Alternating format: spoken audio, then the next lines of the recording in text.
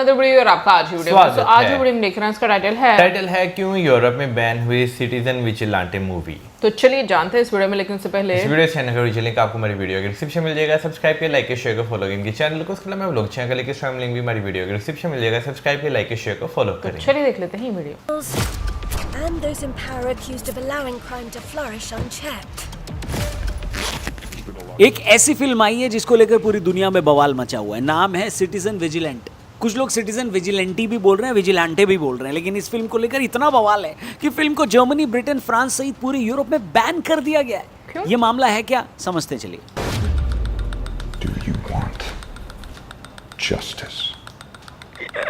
Citizen vigilante एक action thriller film है जिसकी कहानी एक ऐसे आदमी माइकल सैंडर्स के इर्द गिर्द घूमती है जो लॉ एंड ऑर्डर के चरमराने से परेशान हो गया है और खुद जस्टिस करने निकल पड़ता है।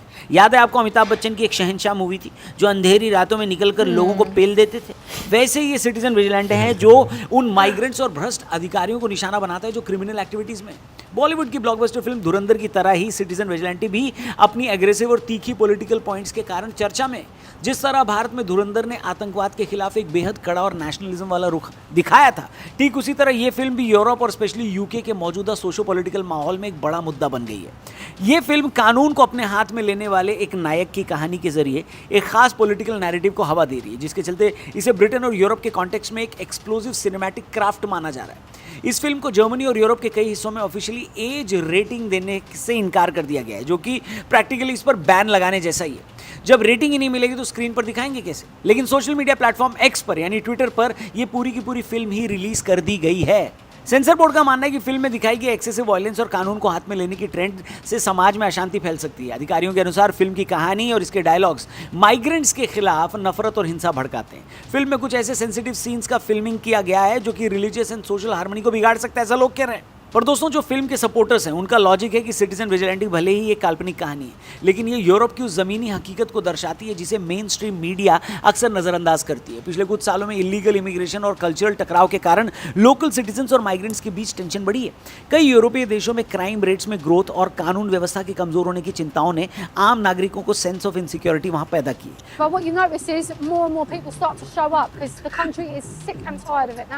फिल्म के क्रिटिक्स और थिंकर्स का एक वर्ग मानता है कि लिबरल पॉलिसीज और बिना किसी कंट्रोल के हो रहा इमिग्रेशन यूरोप की ट्रेडिशनल कल्चर और पहचान और उसके आत्मा को खत्म कर रहा है। लोग अपनी हिस्टोरिकल और कल्चरल हेरिटेज को खोने के डर से जूझ रहे हैं। सिनेमाघरों और ट्रेडिशनल डिस्ट्रीब्यूशन चैनल से बैन होने के बावजूद ये फिल्म एक बड़े सोशल मूवमेंट का रूप ले चुकी है। जब इस फिल्म को बैन करने की कोशिश की गई तो इलॉन मस्क ने अपने प्लेटफॉर्म एक्स यानी ट्विटर पर 48 घंटों के लिए फ्री स्ट्रीमिंग के लिए इसे रीपोस्ट कर दिया। इलॉन मस्क की इस कदम ने फिल्म को रातों रात करोड़ों लोगों तक पहुंचा दिया। कई लोगों ने इस बैन को सेंसरशिप और फ्रीडम ऑफ एक्सप्रेशन पर हमला करार दिया। लोगों का मानना है कि सरकारें उन कड़वे सच को दबाना चाहती है जो ये फिल्म दिखाती है। ये फिल्म अब केवल एक एंटरटेनमेंट का साधन नहीं रही है, बल्कि उन आम नागरिकों के गुस्से और सिंबल का प्रोटेस्ट बन चुकी है जो अपनी सरकारों के माइग्रेंट्स नीतियों से नाखुश हैं। दोस्तों, यूरोप के कई देशों में अनकंट्रोल्ड या इलीगल इमिग्रेशन ने वहां की कानूनी और एडमिनिस्ट्रेटिव लॉ पर दबाव डाला है।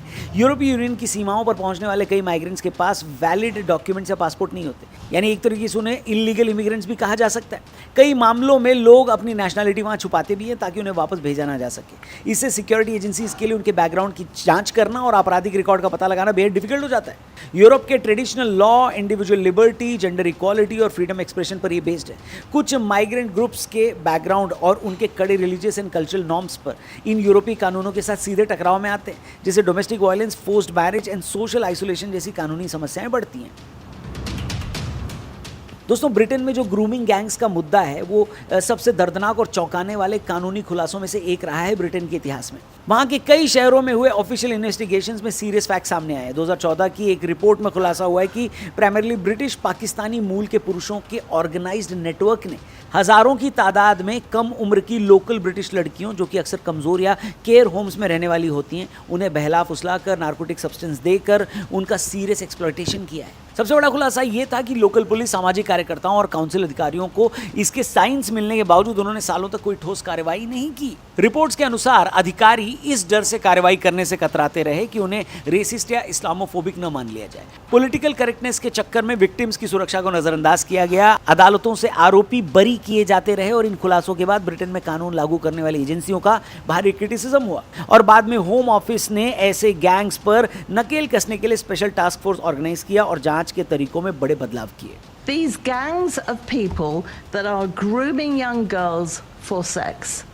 Do we actually have those in London? Financial, demographic और सिक्योरिटी रिलेटेड आंकड़े ये बताते हैं कि यूरोप इस समय गहरे स्ट्रक्चरल क्राइसिस से गुजर रहा है। जर्मन पुलिस के क्राइम आंकड़ों के अनुसार हाल के सालों में वायलेंट क्राइम्स में अनप्रेसिडेंटेड ग्रोथ देखी गई है। अक्यूज्ड में गैर जर्मन नागरिकों का रेशियो उनकी कुल जनसंख्या हिस्सेदारी की तुलना में काफी अधिक पाया गया। कभी दुनिया के सबसे सिक्योर्ड देशों में शुमार स्वीडन आज यूरोप में गैंग, गन और वायलेंस और बम धमाकों की गंभीर क्राइसिस से जूझ रहा है। स्वीडन की पुलिस और सरकार ने एक्सेप्ट किया है कि ये संकट बड़े पैमाने पर हुए uncontrolled migration, in fact illegal migration, और उसके बाद पैदा हुए नो गो जोन्स यानी पैरेलल सोसाइटी से जुड़ा है। यहाँ पर इन इलीगल इमिग्रेंट्स ने ऐसा इलाका बना लिया है, ऐसा जोन, ऐसा स्पेस क्रिएट कर लिया है जहाँ पर जल्दी आम लोग या पुलिस घुस नहीं सकती। ऐसा माहौल बन चुका है। बताइए दोस्तों, ऐसे कई सारे देश हैं जिनको आज हम जैसे जानते हैं वो पहले ऐसे नहीं थे और आज उनकी पूरी आइडेंटिटी बदल चुकी है। इलीगल इमिग्रेंट्स ने जिन देशों की पूरी आइडेंटिटी ही बदल दी है उनमें से एक है लेबनान, जो मिडिल ईस्ट का एक छोटा सा देश है। 20वीं सदी के बीच अपनी एक बेहद अलग पहचान रखता था। इसे मिडिल ईस्ट का पेरिस कहा जाता था क्योंकि ये फाइनेंशियल, कल्चरल और सोशली बेहद समृद्ध और आधुनिक था।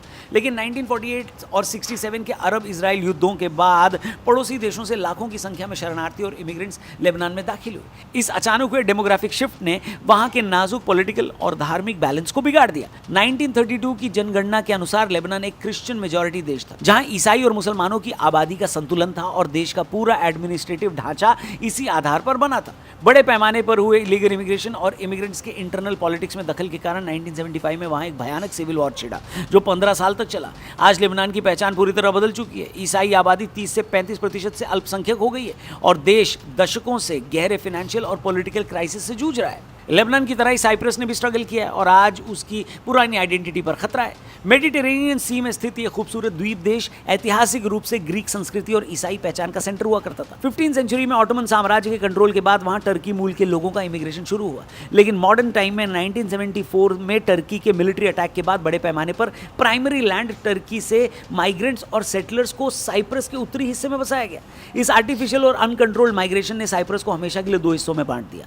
उत्तरी हिस्सा पूरी तरह से तुर्क और मुस्लिम पहचान में बदल गया और दक्षिणी हिस्सा ग्रीक और क्रिश्चियन रह गया। बाहर से आए इलीगल इमिग्रेंट्स के कारण आज उत्तरी साइप्रस की डेमोग्राफी इतनी बदल चुकी है कि वहां के मूल साइप्रस और टर्की के लोग ही माइनॉरिटी महसूस कर रहे हैं। इसी तरह दोस्तों यूरोप के भी आज बड़े बड़े देश बस उसी खतरे को देख रहे हैं जो इन सारे रीजन में हुआ है। यही वजह है कि वहाँ की पॉलिटिकल क्लास के खिलाफ वहाँ की जनता खड़ी होने लगी है। आज लंदन के अंदर ये बदलाव साफ दिखते हैं। आज यूके की राजधानी लंदन, फ्रांस की राजधानी पेरिस या जर्मनी के फ्रैंकफर्ट जैसे शहरों की डेमोग्राफी ऐतिहासिक रूप से बदल चुकी है। ऑफिशियल आंकड़ों के अनुसार लंदन की लगभग 37% से अधिक आबादी अब विदेशों में पैदा हुई है। कई पश्चिमी शहरों में ईसाई धर्म या ट्रेडिशनल यूरोपीय पहचान की बजाय एक मल्टी कल्चरल और मल्टी रिलीजियस समाज बन चुका है। इन देशों के ट्रेडिशनल खानपान और पहनावे पर माइग्रेंट्स के कल्चर का गहरा पड़ा है।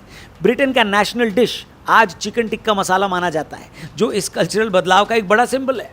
माइग्रेंट्स की दूसरी और तीसरी पीढ़ी अब इन देशों के टॉप पॉलिसी मेकर्स के ऑफिसेस तक पहुंच चुकी है। स्कॉटलैंड के पूर्व फर्स्ट मिनिस्टर हमजा यूसुफ और अमेरिका की न्यूयॉर्क के मेयर जोहरान ममदानी इसके सबसे बड़े एग्जाम्पल हैं। ये इस बात का सबूत है कि इन देशों की पॉलिटिकल पहचान अब केवल उनकी मूल नस्ल तक सीमित नहीं रही है। प्रवासियों की बड़ी आबादी अब चुनावों में एक डिसाइसिव रोल प्ले करती है। इसके कारण इन देशों में दो तरह की पॉलिटिकल धाराएं बन गई हैं। एक वो जो इमिग्रेशन का सपोर्ट करती हैं और दूसरी वो जो अपनी मूल पहचान खोने के डर से इस इलीगल इमिग्रेशन का कड़ा विरोध करती हैं, जैसे कि फ्रांस, जर्मनी और स्वीडन में देखा जा रहा है। इसलिए जो फिल्म आई है जिसके ऊपर इतना बवाल मचा हुआ है, ये फिल्म सिर्फ एक हवा है जिसके पीछे वो गुस्सा छिपा है, एक ऐसा गुस्सा जो हर यूरोपीय मूल नागरिक के अंदर भरा हुआ है। सवाल ये है कि क्या इसका भी नतीजा सिविल वॉर में तब्दील होगा? आपको क्या लगता है? कमेंट करके जरूर बताइएगा, अपनी ओपिनियन जरूर शेयर करिएगा। और हाँ, इस फिल्म को क्या आपने सोशल मीडिया पर देखा, इसके क्लिप्स देखे, कौन सा क्लिप आपको बहुत ज्यादा हार्ड हिटिंग लगा, उसके बारे में कमेंट सेक्शन में जरूर लिखना। ये वीडियो अपने दोस्तों से जरूर शेयर करना, चैनल को भी सब्सक्राइब करना। Thank you for watching. जय हिंद।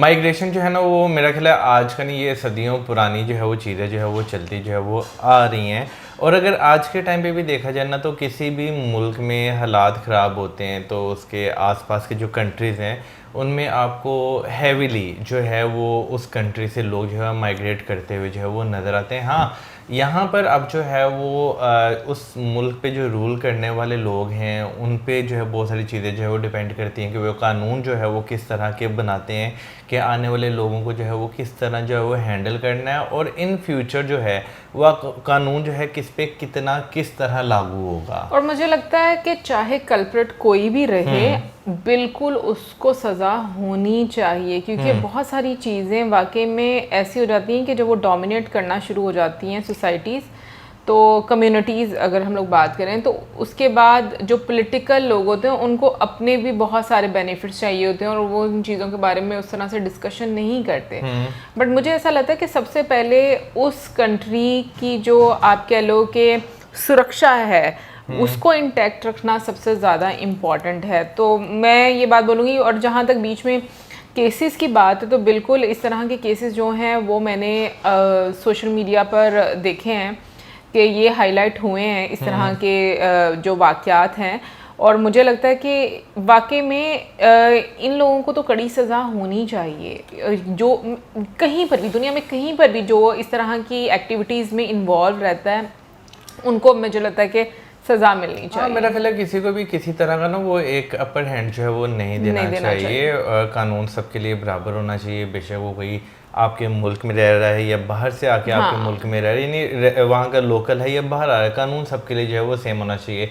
लेकिन आप जब जो है ना बहुत बड़ी बड़ी जो आपके सामने डॉक्यूमेंट्स जब आते हैं कुछ अरसे के बाद, तो उसमें आप देखते हैं कि भाई किस तरह अपने पॉलिटिकल बेनिफिट के लिए जो है ना सारी चीज़ों को जो है वो बढ़ावा दिया जाता है, और फिर बाद में जो है वो जब कंट्रोल में नहीं आती तो फिर बहुत सारे इश्यूज क्रिएट होते हैं। बाकी कमेंट सेक्शन में आप जरूर बताइए कि आप क्या कहना है इस बारे में। मिलेंगे नेक्स्ट टाइम। सब्सक्राइब करना भूलना। Good bye.